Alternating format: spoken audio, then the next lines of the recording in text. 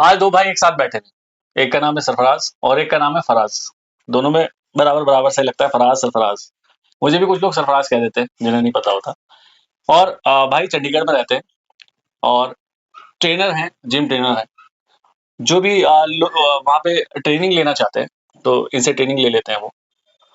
अब क्या होता है कि इन्हें कीरतपुर से निकले हुए हैं और जिंदगी में बहुत कुछ झेला है। वो दौर देखा है, गुर्बत का दौर देखा है और वो दौर देखा है जिसमें 80 रुपए या 100 रुपए पर डे भी कमाए। जो इन्हें जानते हैं वो बेहतर जानते होंगे। आज हम बात करेंगे अपने युवाओं को, अपने भाइयों को कैसे हम हौसला दे सकते। सरफराज भाई, अभी जो है ना बहुत सारी हमारे युवा नशे की तरफ जा रहे हैं। जी। अगर मैं भी कुछ दिन पहले की बात करूं, एक भाई था, वो नशे में था। मैंने उसकी वीडियो बनाई कि मैंने कहा तुम्हें मैं दिखाऊंगा कि इस तरह से मेरा भाई नशे में है। तो उसने कहा तू कर ले, आगे जाके तेरे साथ मैं नुकसान कर दूंगा। और वो खुद नशे में नहीं गए, उन्हें लोगों ने इस्तेमाल किया अपने लिए, किसी भी काम के लिए। तो ऐसे में अब जो हमारे भाई हैं वो नशे की तरफ धीरे धीरे जा रहे हैं। जो सूखा नशा और गीला नशा जो होता है उसको लेके क्या कहेंगे? देखो, नशे में इंसान कोई खुद से नहीं जाता, ठीक है। जब वो बहुत ज्यादा टूट चुका होता है ना, डिमोटिवेट हो चुका होता है, तब वो जाता है। उसके पास ऑप्शन दो होते हैं, या तो वो स्ट्रगल करे, खुद को बहुत आगे लेके जाए, अपने शहर का, अपने देश का नाम रोशन करे, या फिर वो गिव अप कर जाए और उसको कोई परवाह नहीं, यार जो होगा देखा जाएगा, बस खत्म है कहानी। तो मैं उनसे यही गुजारिश करूंगा, जो भी हमारे यूथ है नशे में जा रहे हैं या जा चुके हैं, आप कम से कम सिर्फ अपने दिल पे हाथ रख के एक चीज सोचना कि आप तो अपनी जिंदगी बर्बाद कर रहे हो, बट आपके साथ में परिवार है आपका, आपकी फैमिली है, तो आप उनका ख्याल करो। अगर आप उनका ख्याल करोगे ना, आप नशा कर ही नहीं पाओगे। अच्छा, स्टेरॉइड है जी, स्टेरॉइड स्टेरॉइड भी आज की डेट में बहुत ज्यादा इस्तेमाल हो रहा है। मैं उसी टॉपिक पे आने वाला था। हाँ, आप कहते हो नशा कोई छोड़ नहीं सकता। हाँ, मैंने कंपटीशन लड़े, सबसे तगड़ा नशा, सूखे गीले से तगड़ा नशा स्टेरॉइड का। जब एक बार बंदा स्टेरॉइड ले लेता ना, आजकल यूथ स्टेरॉइड जो ले रहा है, बॉडी बना रहा है, तो इतना उसको अच्छा फील होता है कि यार बस मेरे से अच्छा कोई है ही नहीं। तो मैंने बॉडी बना ली, बस मैं स्टेरॉइड को छोड़ूंगा नहीं। वो इतना गंदा नशा है स्टेरॉइड्स का कि वो हार्मफुल है। आपके टेस्टोस्टेरोन लेवल कम हो जाएगा। टेस्टोस्टेरोन लेवल जो बताना चाहें हम, देखिए मैं इंटरव्यू मेरा खुला रहता है, सारी चीजें खुली बातें होती हैं। समझाना चाहें किस तरह से समझाएंगे? एक लड़का है, जवान है और जिंदगी में उसकी शादी भी होनी, तो क्या है उसकी जिंदगी पे स्टेरॉइड का क्या फर्क पड़ता है? देखो, पहले जब हम स्टेरॉइड लेते हैं ना, जो भी चीज लेते हैं, ओरल हो या इंजेक्टेबल, वो हम टेस्टोस्टेरोन बाहर से डाल रहे हैं। एक हमारी बॉडी बनाती है, प्रोड्यूस करती है, एक हम बाहर से डाल रहे हैं। तो जो हमारी बॉडी है ना, बहुत एडवांस होती है। जब हम कोई चीज बाहर से डाल रहे हैं ऑलरेडी, तो बनाना कम करती है। अब आप अपनी जॉब कर रहे हो, मैं आपको बोलूं सर मैं ना आपकी जॉब कर रहा हूँ, आप रेस्ट करो, सैलरी आपके अकाउंट में आएगी, तो आप रेस्ट करोगे। तो जब आप रेस्ट करोगे ना, एक टाइम को आपसे जॉब ही नहीं होगी, मेहनत नहीं कर पाओगे आप, क्योंकि आपको बैठे बैठे मिल रहा है। तो ऐसी हमारी बॉडी है, जब हम बाहर से टेस्टोस्टेरोन डाल रहे हैं तो हमारी बॉडी प्रोड्यूस नहीं कर, बनाएगी नहीं। तो जब बनाएगी नहीं तो फिर क्या होगा, सडनली आप स्टेरॉइड बंद करोगे तो आपकी बॉडी बनाएगी नहीं। शादी के बाद आपको प्रॉब्लम होगी, और उससे पहले आपके LFT RFT लीवर किडनी जा चुके, उड़ चुके होते। तो मेरी सबसे, कोई भी ये आपको गाइड नहीं करेगा ये सब चीजें, मैं बता रहा हूँ आपको, खुल के बता रहा हूँ। आप सबसे पहले, अगर आप स्टेरॉइड लिए भी, कोई भी चीज नुकसान नहीं करती अगर आप सही नॉलेज में जाओ, गाइडेंस में।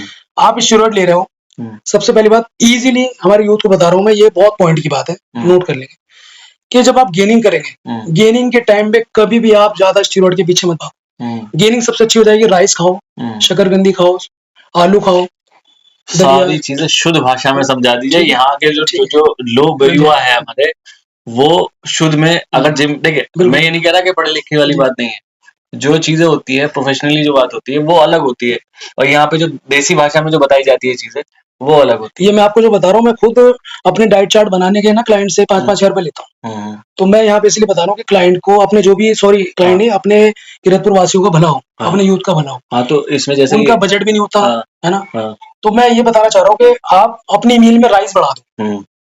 वो क्या होगा, आपकी गेनिंग अच्छी करेंगे, गुड फैट होता है राइस में, ठीक है। और आप अपना चिकन और अंडे ये खाओ, सैलेड खाओ लीवर के लिए अपना, ठीक है। अच्छा, जैसे अभी चिकन का जिक्र आ रहा है, चिकन बॉयलर चिकन आ रहा है जो 40 दिन में तैयार है। अब क्या है, ये इस पे भी ये कहा जा रहा है कि अगर किसी बच्ची को, छोटी बच्ची को, बहन जो छोटी होती है हमारी, उन्हें लगातार चिकन खिलाया जाए, वो बॉयलर, तो वो बहुत जल्दी बड़ी लगने लगती है। ये बहुत सारी चीजें है ना। तो आप जैसे चिकन के लिए, हर जिम वाला ये कहता है कि चिकन खिलाओ, है, तो ऐसे में तो वो भी नुकसान हो रहा है लगातार खाने पे, क्योंकि उन्हें कहा जाता है कि बॉयल करके खाओ। ऐसा हो सके कि बिल्कुल कच्चा सा खा लो, बिल्कुल पकाया ना खाओ। तो अगर कहा जाता है कि ये नुकसान देता है चिकन, तो अगर बॉयल चिकन खिलाया जा रहा है और लगातार खिलाया जा रहा है तो वो भी तो नुकसान करेगा। तो सर उसका मेरे पास ये जवाब है कि अगर इस तरह हम चलेंगे तो हम फ्रूट भी नहीं खा पाएंगे। तो फ्रूट में भी केमिकल मिला के पकाया जा रहा है ना, और मतलब नशे से तो बेहतर है कुछ तो खाओ, अच्छी चीज तो खा रहे हैं हम। तो इसलिए वो सब छोड़ दो, चिकन के अलावा अगर कुछ रहना चाहे तो एग व्हाइट खा लो। एग व्हाइट बेस्ट है, राइस खा लो, फिश खा लो, वो बेस्ट है।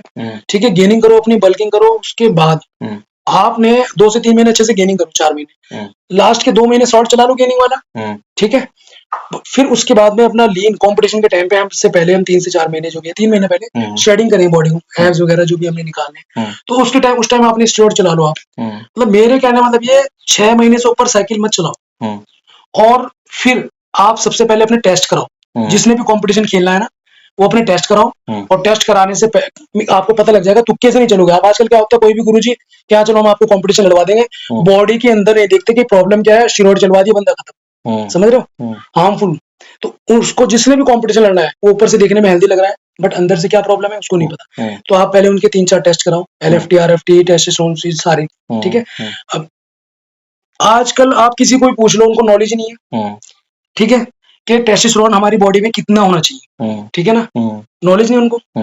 तो ये सब चीजें नॉलेज होनी चाहिए, आप डाल रहे कितना। ठीक है, कितना होता है 200 से आप 150 से ऊपर होना चाहिए आपका, 500-600 भी आएगा। ठीक है, तो 700 के बीच में, मतलब 200 से 700 के बीच में होना चाहिए। एक अगर आपने मान लो जैसे शादी के बाद अच्छी लाइफ गुजारनी है, ये अगर कम होता है तो कहते हैं कि बच्चे फर्क पड़ता है, फर्क पड़ेगा, मर्दानगी पे फर्क पड़ता है। तो मैं वही कहना चाहता हूँ, आप पहले टेस्ट कराओ अपने सारे, और वो सब ठीक है तो फिर आप स्टेरॉइड चलाओ, साइकिल बनो अच्छे से, और उस पर स्टडी करो। ये नहीं कि किसी ने दे दिया और आपने ले लिया, उस पर स्टडी करो, और फिर उस स्टेरॉइड अच्छे से चलाओ। उसको चलाने के बाद फिर एक आप मिड में, साइकिल के मिड में 3-4 महीने के बीच में फिर टेस्ट कराओ कि अगर ज्यादा हार्मफुल हो रहा है तो बंद कर दो, उसको ठीक करो। नहीं है तो फिर अपना कॉम्पिटिशन, जो आपका गोल है वो अचीव करो, कंपटीशन खेलो, अपने सिटी के लिए, अपने देश के लिए गोल्ड मेडल लेके आओ। और उसके बाद फिर सडनली आप क्या करो, टेस्ट कराओ। टेस्ट कराने के बाद आपको सबसे जरूरी जो मैं इंफॉर्मेशन बता रहा हूँ कि आप PCT करो।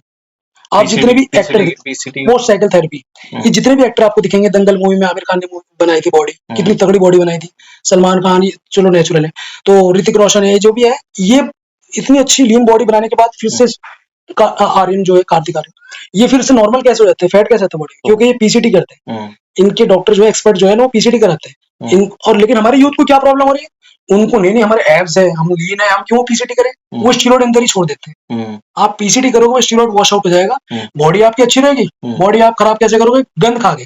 अच्छा, कहते हैं कि कुछ लड़कों को देखा गया है, जैसे जो ये होते हैं, जिसको चेस्ट वाला मामला रहता है, ये लटक जाते हैं, मैन बूब्स। हाँ, मैन बूब्स वाले। इसका मेन रीजन क्या? इसका मेन रीजन ये गांठ बननी शुरू हो जाती है स्टेरॉइड जब चलता है तब। तो उसका एक टैबलेट है टमोक्सिफाइन, एक और है, वो ये आप चला सकते हो, उससे ठीक हो जाएगा। स्टेरॉइड देने का जो है तरीका, मान लो जैसे कोई स्टेरॉइड दे भी रहा है, पहली बात तो सही नहीं, कहा जाता है कि यहाँ पे थाई पे दिया जाता है शायद, ये कहाँ है ना, ग्लूट्स पे। हाँ, और यहाँ पे जो दिया जा रहा है वो या तो चेस्ट पे दिया जा रहा है या बैक पे दिया जा रहा है। नहीं, वो गलत है, दिया जाता है ना, तो उसको लेके क्या कहेंगे? उसको सर मैंने भी इतने कॉम्पिटिशन लड़े, बट मैंने कभी ऐसे जगह कहीं नहीं कुछ लगाया। जहाँ पर लगता है हिप पे वहीं लगाते हैं, हिप पे। यस, तो मैं अपनी बात बताता हूँ, जब मैंने कॉम्पिटिशन लड़े थे 5-6 साल कंटिन्यू खेला, तो मेरा भी टेस्टोस्टेरोन लेवल कम आया था। ठीक है, 200 से भी नीचे था। डॉक्टर भी हैरान हो गए थे, कितना है भाई, ये तो बड़ी प्रॉब्लम है तुम्हें। फिर मैंने उनको कहा 2 मिनट रुको, कोई नहीं, वो सॉरी, आप 1 मंथ रुको, या 40 दिन मैं करता हूँ उसको, ठीक। तो क्योंकि हमें पता था हम एक्सपर्ट है, वहाँ डॉक्टर की भी नॉलेज नहीं है जहाँ हमारी नॉलेज। तो 40 दिन बाद मैंने फिर टेस्ट कराया, तो मेरा 680 आया टेस्टोस्टेरोन, 680। तो वो कहने लगे ऐसा क्या किया भाई, ये तो हमें भी नॉलेज नहीं जो आपको। मैं क्या, मैंने PCT की मोटरसाइकिल थेरेपी। जब हमारी बॉडी से स्टेरॉइड निकल जाता है और हम डाइट अच्छी लेते हैं ना, कार्ब्स वगैरह लोडिंग करते हैं, तो हमारा टेस्टोस्टेरोन लेवल बूस्ट हो जाता है। ये किसी को पर्सनली अटैक नहीं है, किसी भी जिम ऑनर को पर्सनली अटैक नहीं है, ये युवाओं के लिए है। और युवा बहुत सारे हैं जो जानना चाहते हैं कि वो जिम कर रहे हैं, वो स्टेरॉइड ले रहे हैं, तो स्टेरॉइड जब वो ले रहे हैं तो स्टेरॉइड को निकाला कैसे जाए, PCT, है ना, किस तरह से वो स्टेरॉइड बॉडी से निकले, जिसके बाद उनका एक तो 40 फैटी जो है ना बॉडी ना रहे, और जो ये टेस्टोस्टेरोन है ये भी बूस्ट हो। तो ये उसकी उसको हेल्दी लेके डाइट किसी को पर्सनली अगर कोई भी इसे सोचे जी कि किसी पे अटैक किया जा रहा है, किसी पे कोई ये अटैक यूथ को नहीं गाइड कर रहे हैं हम। जी। और उसमें ये भी है उसकी लाइफ आगे लॉन्ग लाइफ तक कंपटीशन खेलेगा, 20 साल तक खेलो बचे रहोगे। लेकिन आजकल यूथ ऐसा नहीं कर रहा। अच्छा एक चीज कहते हैं कि जिम जो करना चाहिए वो 30 के बाद करना चाहिए।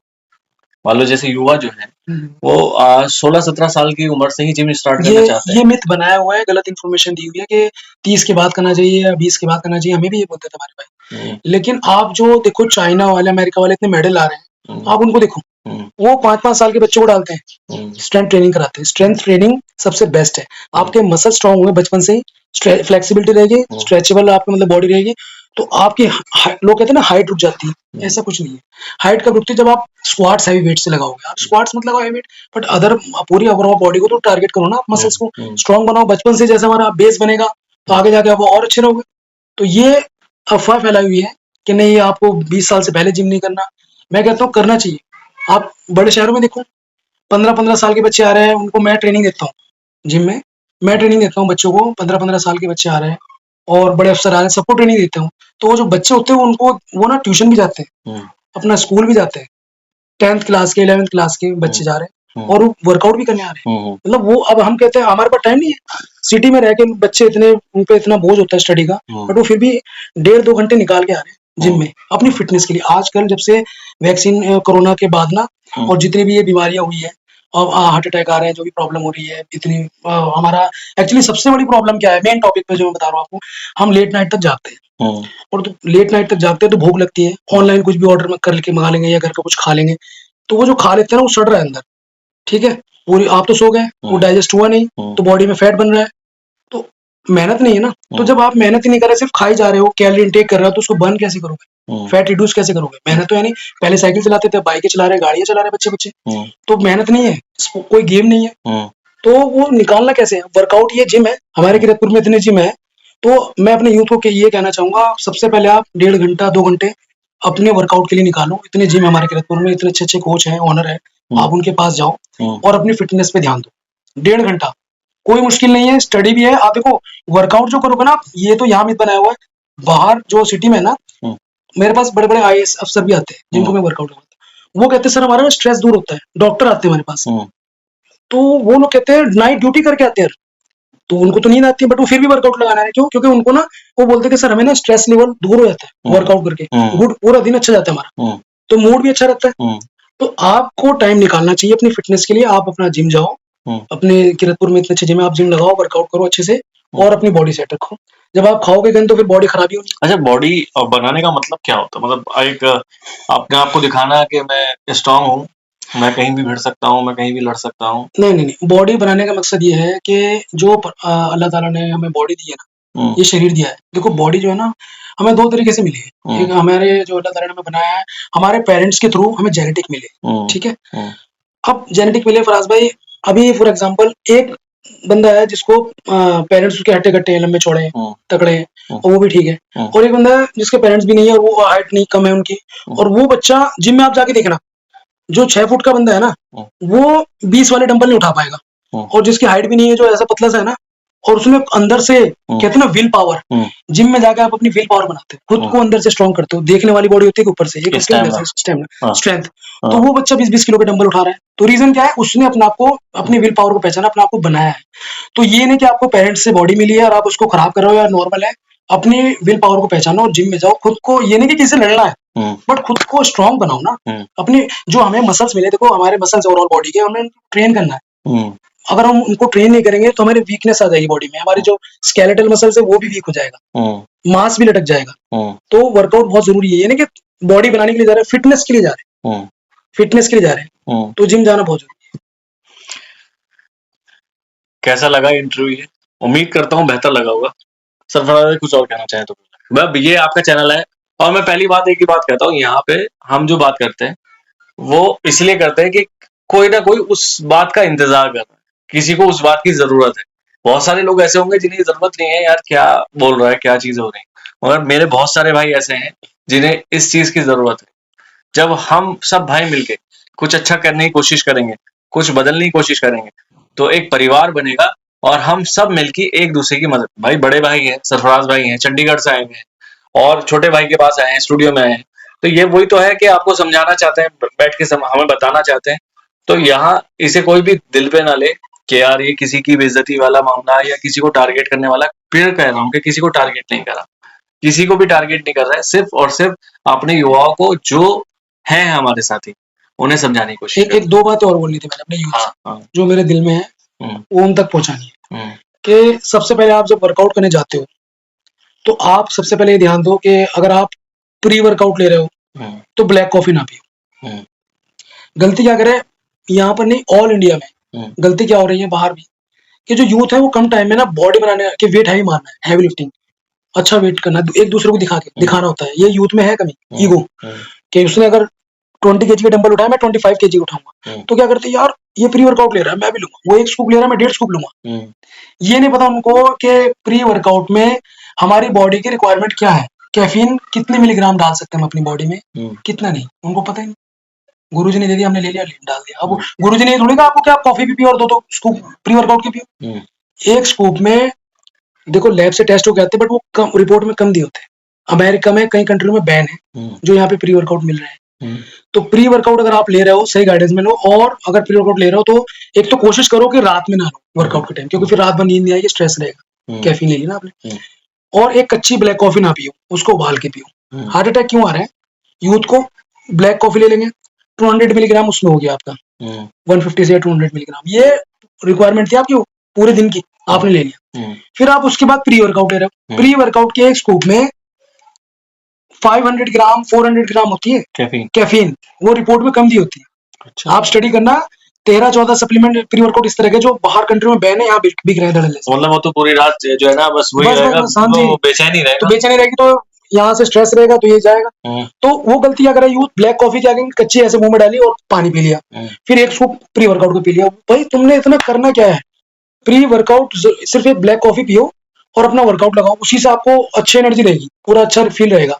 तो इतना प्री वर्कआउट के चक्कर में ना पड़ो कि आपकी बॉडी को नुकसान है। अभी हम जैसे आप आए थे तो मैं शॉप पे था, तो वहां पे मैंने आपको स्टिंग के लिए कहा, है ना, मैंने कहा स्टिंग भी लीजिए, आपने कहा नहीं इसमें शुगर बहुत है, 1 किलो चीनी से ज्यादा, आप मुझे बस पानी चाहिए, पानी लेना है ना।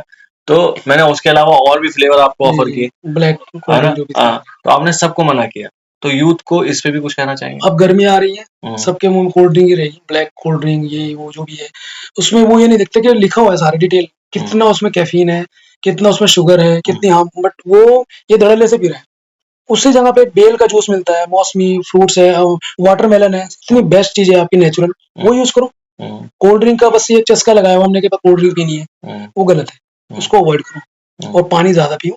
अब दूसरा मेरा मैसेज ये था अपने यूथ के लिए कि मेरी उनसे ये रिक्वेस्ट है कि जो भी नशे में पड़े हुए हैं, तो बस उनसे ये रिक्वेस्ट है कि आप नशा करने से पहले जब भी आपका दिल करे ना नशा करने को, बेचैनी लगे, छोड़ना चाह रहे हो, तो आप अपनी लाइफ में जो भी आपकी लाइफ का पार्ट था, जो भी आपसे अटैचमेंट है, जिनकी भी खास, जो आपके खास है, आप उनका ख्याल करो, उनके बारे में सोचो नशा करने से पहले कि अगर मुझे कुछ हो गया तो उनका क्या हो। नहीं, अगर किसी ने, मैंने आपकी बात ये मानी, अगर किसी माँ बाप ने, ऐसा नहीं होता कि औलाद हमेशा गलत है, किसी माँ बाप ने ही कह दिया हो कि तू बेकार है, नकारा है और तू हमारा है ही नहीं, तू जाके मर जा, ये लाइनें इस्तेमाल की जाती हैं और औलाद इसीलिए बिगड़ती भी है।